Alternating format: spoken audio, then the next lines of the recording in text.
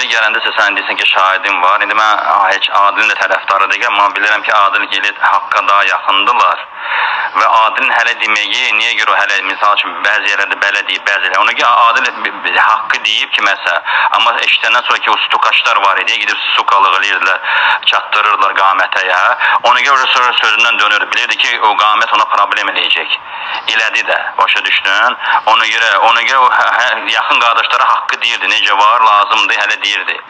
Amma sonra belə o söhbət açılandan sonra başlayır dedi ki, mən deməmişəm. O da səbəb ki, yağın ehtiyat edirdi ki, o fitnə qalxacaq, söhbət və qamət onun torbasını tikəcək, ona görə idi. Başa düşdün qardaş?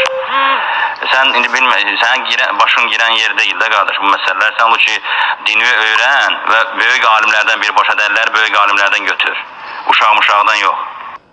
Təkfirçilərlə söhbət olanda bu dayanmaq hökm məsələsində, hakimin hökmü məsələsində dayanmağımı mən demişəm ona. Və gəlib tez-tez soruşurlar ki, nə görürsən onu, nə görürsən.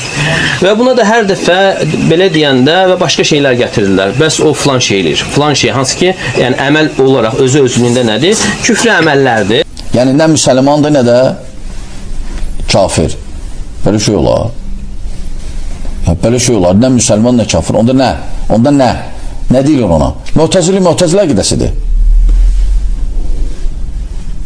Xavariclər günah əlin kafir görürlər. Mu'təzillər isə kafir görməsələr də deyirlər, iki mənzil arasındadır. Nə kafirdir, nə müsəlman. Mu'təzilə qidəsidir. Yəni, Adil birinci xavarici idi, sonra biraz sıxılandan sonra mu'təzili oldu.